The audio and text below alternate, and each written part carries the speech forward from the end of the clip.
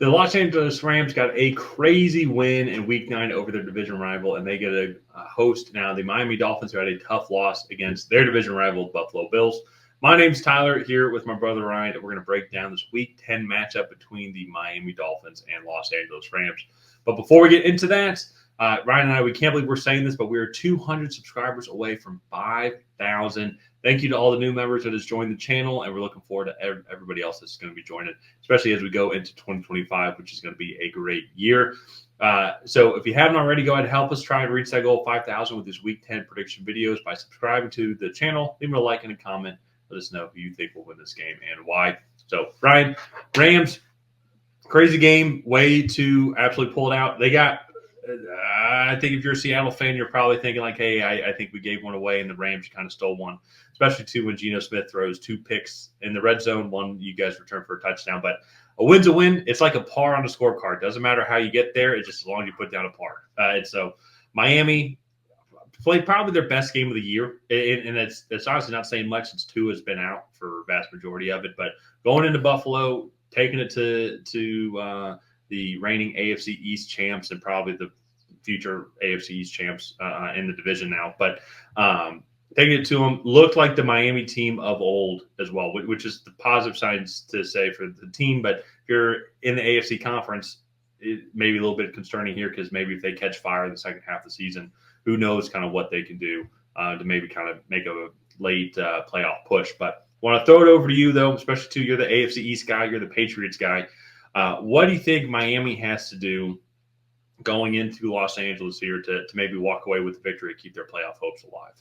Yeah, one, I believe Jalen Waddle left the game with an injury, so we need to kind of keep an eye on him. I don't know if he returned or not. He came back in because he scored a touchdown also. He did? Okay. So, yeah. And so they need to keep building on what they did in this game and spreading the ball around, getting the ball in the hands of their playmakers. With Tua, the timing of this offense seems to have been coming back, and so that takes time to build. And so I think just continuing to go and build on that timing, that's what makes this offense so hard to defend. And I think the last time they played in this stadium, they put up like almost 40 points. And that was against the Chargers in the Week 1 opener last year. And so I think it's going to be a fun matchup for the Dolphins. This is a weaker secondary. They do have a really good pass rush, though. Braden Fisk and Jared Verse have really started to pick things up as of late. So going to be interesting to watch.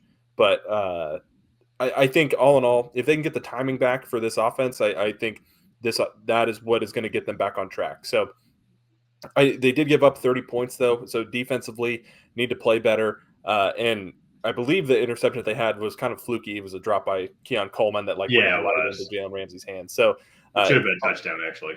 Yeah, so like those kind of plays aren't going to go your way every week. So just continuing to build that timing on offense, try to tighten up on defense a little bit, and I think it's going to be a fun, high scoring game because the Rams can really sling it. We will have to see if Puka Nacua is suspended for the throw on the punch.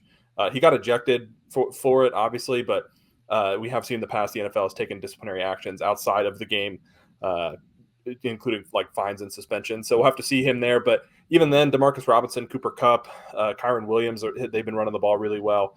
And I think this offense can definitely keep pace if needed.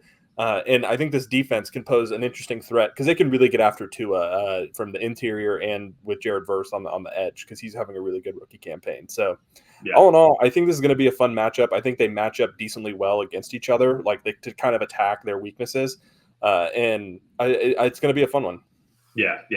Another thing, too, that reminded me that Jalen Waddle did play is because I'm looking at his stats right now, and he ended up with -4 yards. But I think a lot of that, though, too, was off like the laterals at the end. Oh, I remember watching it too because like I wonder how many like parlays were just destroyed. Like if you had like a Tua like plus 235 passing yards because the team as a total lost like 30 yards on that play specifically. Yeah.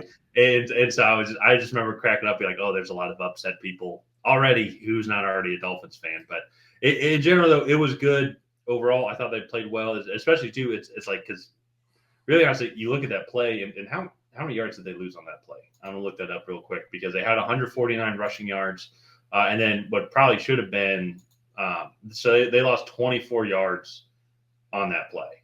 And so like they passing wise, and two had like 255 passing yards, I think, from Tua. 200 like 50 something, like if you include the one sack, like as the team or whatnot. Now that we're being super specific here, but that's the type of offensive production that we're used to seeing from this team, especially too going up against the Bills defense, which has a good front seven. Their secondary is solid as well. And they've had a lot of really good games throughout the season.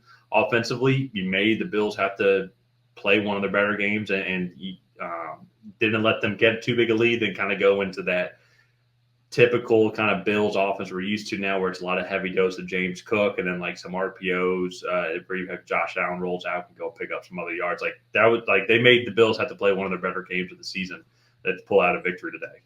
And so props to them for going into that. And I think you hit the nail on the head too when it comes to this matchup as well. Is their weaknesses, I think, like other teams' strengths match up well against other teams' weakness. So like for example, Miami Dolphins offensive line is not the best in the league. I'd just say the one thing with this Rams defense has improved a lot. Jared Verse coming in, Braden Fisk as well. Like this front seven's doing a really good job, I feel, from this Rams defense. But their secondary, I think, is fairly weak, and that's where I think Tyreek Hill, Jalen Waddle can exploit. And on the flip side too, on the offensive side of the ball, we'll have to see what happens with Puka. But having Cooper Kupp back, Puka and Nakua, who we didn't really get to fully see today as well. But still, there's a big difference in that offense when both those guys are in there, and they're one of the normally feel like they with Kyren Williams they're very effective at running the ball, even though statistically they don't really show it. They're 27th overall, but have some effectiveness overall. I think some of that's skewed because of their receiver injuries a little bit, but we have seen them be able to run the ball pretty well. I think that could be an advantage that they could have over this team, but it depends on their offensive line health. They've been getting a little bit healthier, but Rob Havenstein, he left today's game with an ankle injury, so we'll have to monitor his status overall. Because if this Rams team can get balanced and healthier, then they could once again also with this Miami team be one of the better offenses in the league, just with how balanced both of these offenses can be. So this is going to be a really fun game to watch. I think Matt Stafford's very excited to have Cooper Kupp and Puka Nakua back. Tyler Higbee should be getting close to coming back in and playing as well. Coming off the PUP list. So I have to kind of wait and see. I think the big X factor, though, is can the Rams run the ball on this Miami Dolphins team? Miami Dolphins defense statistically has one of the better defenses in the league. Let me pull this up here, make sure I got that right. 6th overall in total yards allowed, 4th in passing yards allowed, 13th, though, in rushing yards allowed. And so I think if they can open things up with Kyren Williams here, and then that's just going to open things up in that Sean McVay kind of motion offense that they have. So I think it can be a lot of fun. It's going to be a good game to watch. And you're right, too. Last time they were in SoFi was a pretty good day for them. It was against Brandon Staley and their defense and that Chargers defense, which gave up an absolute bunch of yards that entire season. But that was like a 38-35 game, like against the Chargers. So I think they like that stadium. I hope it's that thrilling of a game again. That would be awesome to watch. That'd be wild. That'd be wild. Let's go ahead. I think we're both taking the Rams in this one. Let's go ahead and wrap it up here. If you guys have not already, please go ahead and like and subscribe. Leave a comment down below on who you think is going to come out ahead. Will it be the Miami Dolphins? Will it be the Los Angeles Rams? And other than that, we will see you guys next time.